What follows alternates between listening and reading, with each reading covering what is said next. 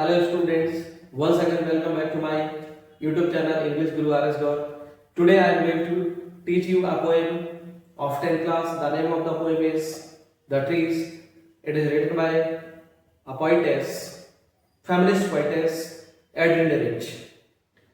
So in this poem, what the poetess is telling, the poetess is feminist.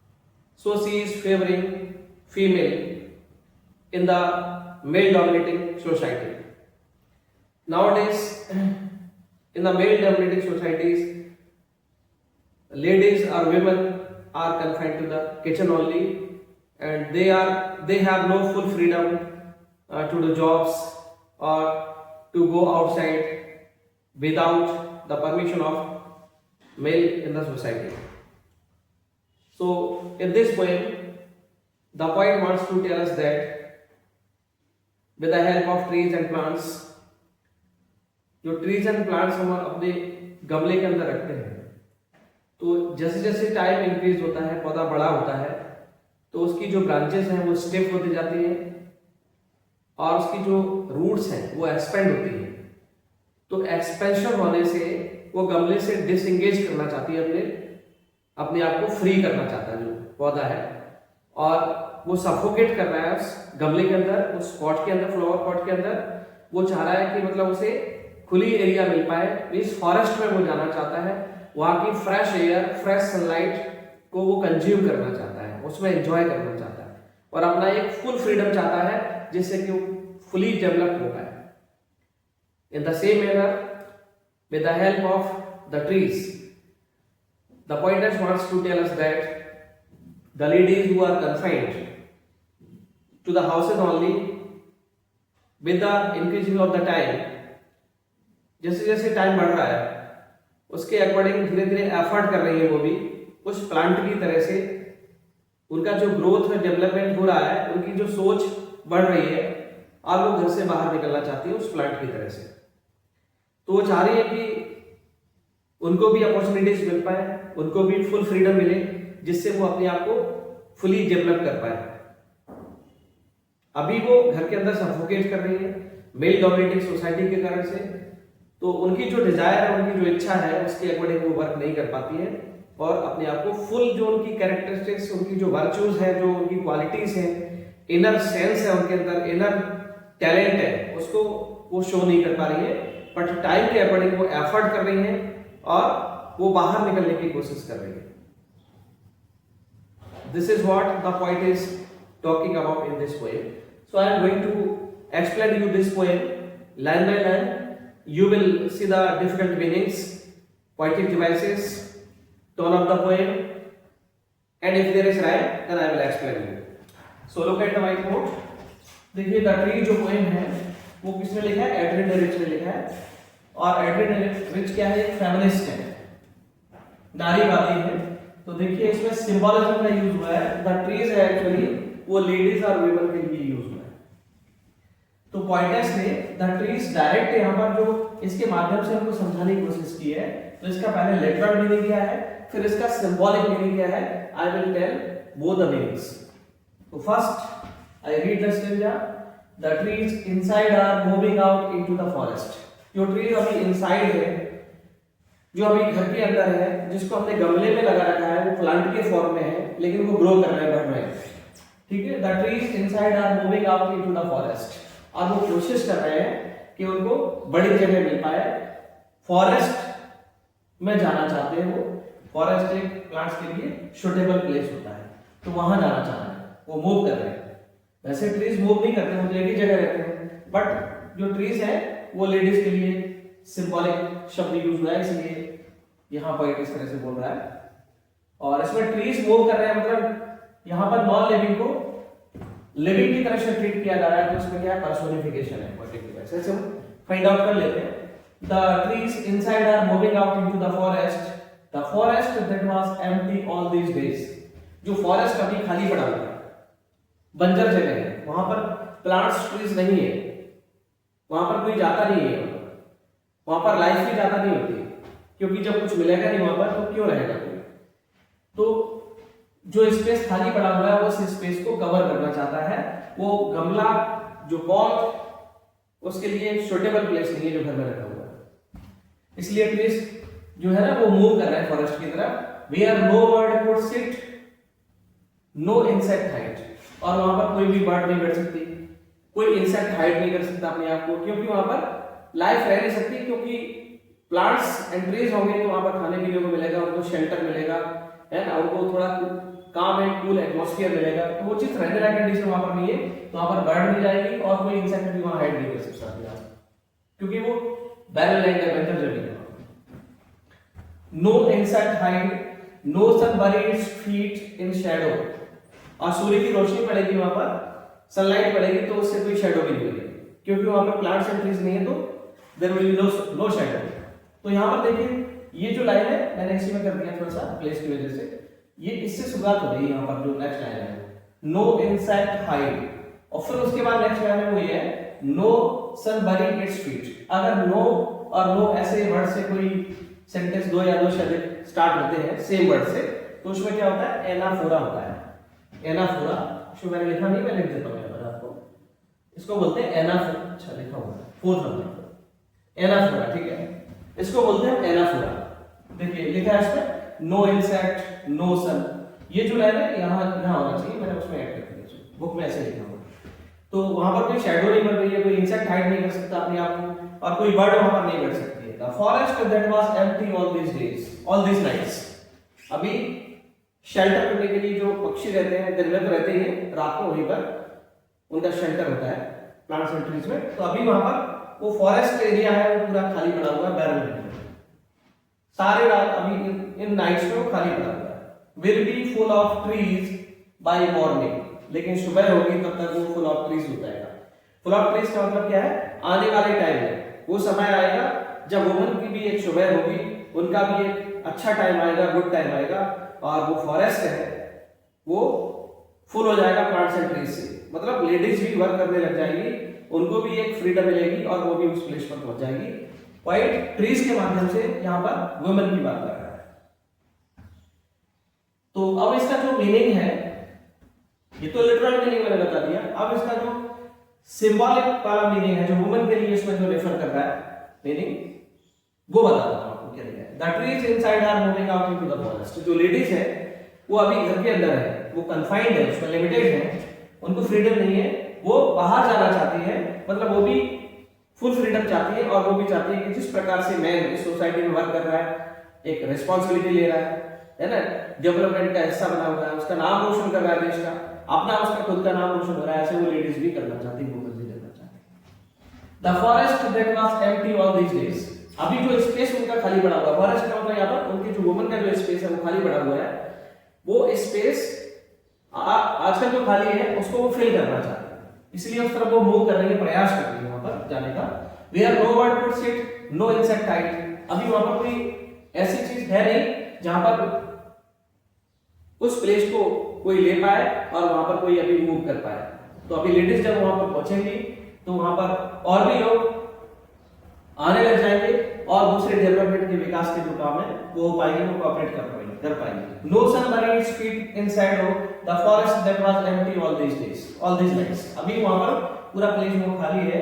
Will be full of trees by morning, लेकिन वो समय आएगा जब ladies भी उस प्लेस को फिल कर देंगे, वो वहां पर पहुंच जाएंगे, ऐसा प्रयास चल रहा है। नेक्स्ट क्वेश्चन में देखिए, इसमें लिखा है all nights the roots work, जो रूट्स हैं वो सारी रात वर्क करती है, मतलब जो लेडीज है वो प्रयास कर रही है, जिस प्रकार से प्लांट्स है वो अपने सारे रात वर्क करता रहता है, रूट्स वर्क करती रहती है to disengage themselves from the cracks, और जो उसकी रूट्स है उसके अंदर क्रैक्स पड़ गए गमले के अंदर, पॉट के अंदर, तो उससे वो बाहर अपने आप को निकालना चाह रही है, डिसएंगेज करना चाह रही है। इन द बरांडा फ्लोर, जो बरांडा फ्लोर है उसमें भी उन्होंने क्रैक्स कर दिए हैं, क्योंकि जब जड़ें स्टिफ होंगी, समय पावर लगाएंगी जड़ें उसमें, तो कहीं थोड़ा सा क्रैक्स पड़ेंगे। Small twigs twist of the टहनियां स्टिफ विद एक्सर्शन, और फोर्स लगा के, एक्सर्शन लगा के, एक्सर्शन मींस फोर्स लगा के उसकी जो टहनियां हैं, ट्विग्स हैं, वो कैसी हो गई, स्टिफ हो गई, टाइट हो गई।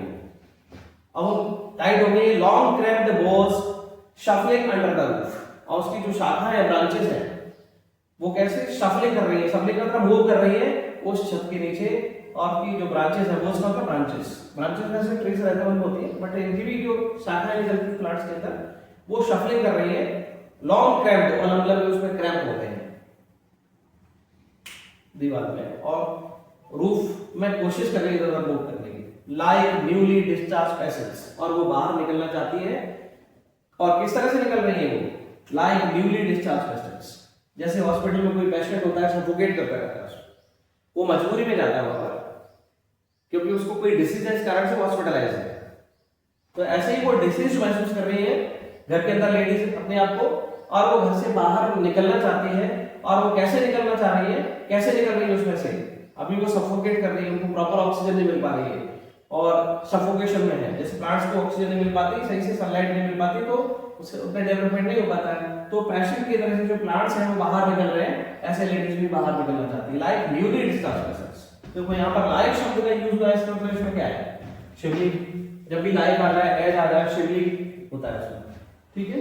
Half dozed moving to the clinic doors, जो पेशेंट रहता है उतना अलर्ट नहीं होता, ऐसे वो लेडीज है अभी वो उदास है, सैड है, और ऐसा लग रहा है कि हाफ डोज है, मतलब थोड़ा सा आलस में, लेजीनेस में है, डोज का भी नींद लगी हुई, स्लीपी टाइप की, ऐसे आलस में। लेकिन moving to the clinic doors, जो हॉस्पिटल का दरवाजा है वो पेशेंट जाता है ना, मूव करता है, तो वो धीरे धीरे से जाता चलिए। ऐसे लेडीज है वो भी उस घर से जिसमें उनको लिमिटेड किया गया है, कन्फाइन किया गया है, उससे बाहर निकलना चाह रही है उस पेशेंट की तरह से।